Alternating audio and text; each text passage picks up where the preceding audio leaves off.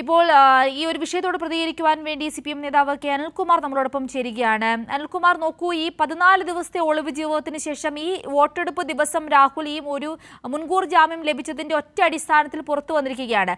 ഇവിടെ ഈ മാധ്യമങ്ങളോടൊന്നും പ്രതികരിക്കുവാൻ തയ്യാറാകാതിരിക്കുന്ന രാഹുൽ മാങ്കൂട്ടത്തിനെയാണ് നമ്മൾ കാണുന്നത്. എന്നാൽ അവിടെ ശക്തമായ പ്രതിഷേധമുണ്ട്. ആ പ്രതിഷേധങ്ങൾക്ക് രാഹുൽ ഉത്തരം പറയേണ്ടത് തന്നെയല്ലേ? അല്ല, ഒരു ജനപ്രതിനിധി എന്ന നിലയ്ക്കോ ഒരു സാധാരണ രാഷ്ട്രീയ പ്രവർത്തകർ എന്ന നിലയ്ക്കോ മാത്രമല്ല, ഒരു മനുഷ്യജീവി എന്ന നിലയ്ക്ക് മാനുഷികമായി പോലും പെരുമാറാത്ത ഒരാളാണ് രാഹുൽ മാങ്കൂട്ടത്തിൽ എന്ന് പറയുന്ന ഒരു വികൃത ജീവി എന്നുള്ള കാര്യം ഇന്ന് കേരളത്തിലെ മുഴുവൻ ആളുകൾക്ക് ബോധ്യമായിട്ടുണ്ട്. അയാളുടെ തന്റെ ഇടത്തിന്റെ അയാളുടെ ഈ പറയുന്ന തിണ്ണമെടുക്കിന്റെ അടിസ്ഥാനം എന്താണ്? അടിസ്ഥാനം മറ്റൊന്നുമല്ല. കോൺഗ്രസിനകത്ത് ഷാഫി പറമ്പിൽ അടക്കമുള്ള ഒരു നേതൃത്വം സൈബർ കൂട്ടങ്ങളായി നിന്ന് ഏത് കോൺഗ്രസ് നേതാവിനെയും കടന്നാക്രമിക്കും. കോൺഗ്രസ് പാർട്ടിയിലെ കേന്ദ്ര നേതൃത്വത്തിന്റെ പിൻബലത്തോടുകൂടിയാണ് രാഹുൽ മാങ്കൂട്ടത്തിൽ ഈ കാര്യങ്ങളെല്ലാം നിർവഹിച്ചുകൊണ്ടിരിക്കുന്നത്. അതുകൊണ്ട് തന്നെ KPC പ്രസിഡന്റ് തന്നെ തിരുത്തി പറയേണ്ടി വന്നു. അദ്ദേഹം കോൺഗ്രസ് പാർട്ടിക്ക് ഇട്ടൊരു പരാതി പോലീസിന് കൈമാറിയതോടെ അദ്ദേഹം പാർട്ടിയിൽ വേട്ടയാടപ്പെട്ടു. അവസാനം പാർട്ടി കെണിയിലായി എന്നാണ് അദ്ദേഹത്തിന്റെ പ്രസ്താവന. ഈ വ്യക്തി MLA ആയിരുന്നയാൾ, അല്ലെ MLA ആയ ആള്, അദ്ദേഹം യൂത്ത് കോൺഗ്രസിന്റെ സംസ്ഥാന പ്രസിഡന്റ് പദവി ഉപയോഗിച്ചിട്ടാണ് ഒരു സാധാരണക്കാരിയായ പെൺകുട്ടിയെ വിവാഹം കഴിക്കാമെന്ന് പ്രലോഭിപ്പിച്ച് ഹോം സ്റ്റേയിൽ കൊണ്ടുപോയി ശാരീരികമായി അവരെ ഉപദ്രവിക്കുകയും ലൈംഗിക അതിക്രമം നടത്തുകയും ചെയ്തത്. അപ്പൊ യൂത്ത് കോൺഗ്രസ് പ്രസിഡന്റ് പദം ഉപയോഗിച്ചിട്ടാണ് അതിന് വഴിയൊരുക്കിയത്. കൂടെ ഫെനി എന്ന് പറയുന്ന യൂത്ത് കോൺഗ്രസിന്റെ നേതാവ് ഉണ്ടായിരുന്നു, കൂട്ടുകാരനായി. ആ പരാതി പോലീസിലേക്ക് കൈമാറിയതോടെ കോൺഗ്രസ് പാർട്ടി കെണിയിലായി എന്ന് പറയുകയാണ്. എന്നിട്ട് വെൽ ഡ്രാഫ്റ്റഡ് പരാതിയാണ്. ഇതല്ലേ പ്രസ്താവന? അതിനർത്ഥം എന്താണ്? പരാതിക്കാർക്ക് നിയമസഹായം കിട്ടിക്കൂടാ, പരാതിക്കാർക്ക് പരാതികൾ ഡ്രാഫ്റ്റ് ചെയ്യാൻ പാടില്ല, കോൺഗ്രസ് പാർട്ടി അധികാരത്തിൽ വന്നാൽ സ്ത്രീകൾക്കെതിരായി എങ്ങനെയാണ് അവർ നിൽക്കാൻ പരിശ്രമിക്കുക എന്ന് വ്യക്തമാക്കുകയാണ്. ദിലീപിന്റെ കേസ് കണ്ടില്ലേ? നമ്മുടെ നാട്ടിൽ കേട്ടുകേൾവി ഇല്ലാത്ത വിധമൊരു സംഭവമാണ്. ഒരു ഗൂഢാലോചനയുടെ ഭാഗമായിട്ടാണ് അപ്രകാരം ഒരു കുറ്റകൃത്യം, ലൈംഗിക അതിക്രമം ആ പെൺകുട്ടിയുടെ മേലെ, സിനിമാ നടിയുടെ മേലെ നടന്നതെന്ന് എല്ലാവർക്കും അറിയാം. ആ ഗൂഢാലോചനയുടെ സാധ്യമായ തെളിവുകൾ കോടതിയിൽ എത്തിയിട്ടുണ്ട്.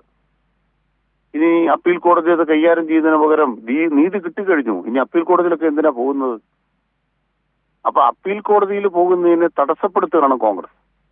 ഞങ്ങൾ അധികാരത്തിൽ ഇരുന്നിരുന്നെങ്കിൽ ദിലീപിന്റെ കേസ് വന്നാൽ ദിലീപിനെ അറസ്റ്റ് ചെയ്യില്ല എന്ന് മാത്രമല്ല, ഇപ്പതാ ഞങ്ങൾക്കാണ് അധികാരം കിട്ടുന്നതെങ്കിൽ അപ്പീൽ കേരള സർക്കാർ കൊടുക്കുന്ന, പിണറായി സർക്കാർ കൊടുക്കുന്ന അപ്പീലിന് അവസാനം ഉണ്ടാകും. ആ അപ്പീൽ മുന്നോട്ട് കൊണ്ടുപോകില്ല എന്നല്ലേ ഇവരുടെ വാദം. അപ്പൊ ദിലീപിന്റെ കേസിലെ അപ്പീൽ പിൻവലിക്കാൻ കോൺഗ്രസിന് വോട്ട് ചെയ്യുക എന്ന തരത്തിലേക്കല്ലേ സ്ത്രീ വിരുദ്ധന്മാർ പെരുമാറിക്കൊണ്ടിരിക്കുന്നത്. അപ്പൊ രാഹുൽ മാങ്കൂട്ടത്തിൽ ഒളിച്ചു വന്ന് ഒളിവിൽ വോട്ട് ചെയ്ത് ഒളിവിൽ ഒളിച്ചോടിയിരിക്കുന്നു. ബഹുമാനപ്പെട്ട ഹൈക്കോടതി 15-ാം തീയതി വരെ അക്കാര്യത്തിലൊരു അറസ്റ്റ് തടയിട്ടിട്ടുണ്ട്. അതുപോലെ തന്നെ ഇപ്പോ മുൻകൂർ ജാമ്യം ഒരു കോടതി അനുവദിക്കാനിട വന്നിട്ടുണ്ട്. ഇതെല്ലാം വീണ്ടും ഹൈക്കോടതിയിലേക്ക് പോകാൻ പോവാണ്. മുഖ്യമന്ത്രി ചൂണ്ടിക്കാണിച്ച പോലെ പിടിച്ചതിനേക്കാൾ വലുത് അളയിലിരിക്കുന്നു എന്ന് പറഞ്ഞ പോലെ അവസ്ഥയാണ് ഇക്കാര്യത്തിലുള്ളത്. അതുകൊണ്ട് രാഹുൽ ഈശ്വറിന്റെ ഗതിയിലേക്ക് മറ്റ് കോൺഗ്രസ് നേതാക്കന്മാർക്ക് വരാതിരിക്കത്തക്ക വിധം അവർ സൂക്ഷിക്കുന്നത് നല്ലത് എന്ന് മാത്രമേ ഞങ്ങൾക്ക് പറയാനുള്ളൂ. സർ, ഇവിടെ നമ്മൾ ചിന്തിക്കേണ്ട മറ്റൊരു പ്രധാനപ്പെട്ട കാര്യം, ഇപ്പോൾ താങ്കൾ പറഞ്ഞതുപോലെ തന്നെ കഴിഞ്ഞ ദിവസം KPCC പ്രസിഡന്റ് പറഞ്ഞത് ഇങ്ങനൊരു തീരുമാനം എടുത്തതോടുകൂടി പാർട്ടി വെട്ടിലായി എന്നാണ്. അതായത് ഈ പാർട്ടി നേതൃത്വത്തെ പോലും വെല്ലുവിളിക്കുന്ന തരത്തിലുള്ള ഒരു പിന്തുണ പാർട്ടിക്കുള്ളിൽ രാഹുൽ മാങ്കൂട്ടത്തിന് ലഭിക്കുന്നു എന്ന് തന്നെ വേണ്ടേ നമുക്കതിൽ നിന്ന് മനസ്സിലാക്കാൻ? അതെ, കോൺഗ്രസിൽ നിന്ന് പുറത്താക്കപ്പെട്ട ഒരാളുടെ പേരിൽ ഒരു കേസ് വന്നാൽ എങ്ങനെ കോൺഗ്രസ് വെട്ടിലാവും? ഞങ്ങൾ നിലപാടെടുത്തോടുകൂടി ഞങ്ങളുടെ ശോഭ ഉയർന്നു എന്ന് പറയുന്ന പകരം പാർട്ടി വെട്ടിലായി എന്ന് പറഞ്ഞ എന്താണ്? അടൂർ പ്രകാശ് പറഞ്ഞത് നമ്മൾ ഇരകൾക്കൊപ്പമാണ് എന്ന് പറയുമ്പോഴും അതിവിടെ ദിലീപിന് നീതി കിട്ടി കേട്ടോ. ഇനി അപ്പീലുമായിട്ട് ഇറങ്ങരുത് സർക്കാർ. ഞങ്ങൾ അധികാരത്തിൽ വന്നാൽ അപ്പീൽ പിൻവലിക്കും. ഇപ്പൊ കൊടുത്ത അപ്പീൽ പിൻവലിക്കും. നിങ്ങൾ അപ്പീൽ കൊടുത്തിട്ട് കാര്യമില്ല. ഞങ്ങൾ ദിലീപിന് വേണ്ടിയാണ് തെരഞ്ഞെടുപ്പിൽ മത്സരിക്കുന്നത്. ദിലീപിനെതിരായ അപ്പീൽ പിൻവലിക്കാനാണ് തെരഞ്ഞെടുപ്പിൽ മത്സരിക്കുന്നത്. ഇതല്ലേ കോൺഗ്രസ്? ശബരിമല സ്വർണ്ണക്കൊള്ളക്കാരുടെ കാര്യത്തിൽ ഈ സ്വന്തം പോറ്റിയാന്ന് പറഞ്ഞ ആളല്ലേ UDF കൺവീനർ. കേരളത്തിലെ വലതുപക്ഷ മാധ്യമങ്ങൾക്കൊന്നും ഇതൊന്നും വിഷയമല്ല. ഇപ്പൊ നമ്മൾ കേട്ടല്ലോ, ഷാഫി പറമ്പിൽ വന്ന് ഇന്നും ദീർഘപ്രഭാഷണം നടന്ന് കേട്ടല്ലോ ശബരിമലയുമായി ബന്ധപ്പെട്ട്. ഷാഫി പറമ്പിലിന്റെ ദീർഘപ്രഭാഷണം കേട്ടല്ലോ. അദ്ദേഹം ശബരിമലയെ കുറിച്ച് പ്രഭാഷണം നടത്തുകയാണ്.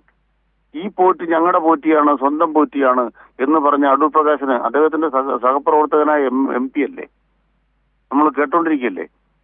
ഇതൊക്കെ മറ്റു മാധ്യമങ്ങൾ, കേരളത്തിലെ വലതുപക്ഷ മാധ്യമങ്ങൾ താരാട്ട് പാടുന്നുകൊണ്ട് ഈ പോറ്റിയുടെ ഈ മോഷണത്തിനെല്ലാം കൂട്ടുനിൽക്കുന്ന UDF നേതൃത്വം, കോൺഗ്രസ് നേതൃത്വം, ഈ ശബരിമല സ്വർണ്ണ കേസിനകത്ത് എത്ര ഉദ്യോഗസ്ഥന്മാർ കോൺഗ്രസുകാരാണ്? CPM-ന്റെ ഏതെങ്കിലും കമ്മിറ്റിക്കാരോ നേതാക്കന്മാരോ പ്ലാൻ ചെയ്താൽ കോൺഗ്രസുകാരെല്ലാം നിരനിരയായിട്ട് ഉദ്യോഗസ്ഥന്മാർ ഈ കാര്യത്തിൽ കൂട്ടുനിൽക്കുമോ?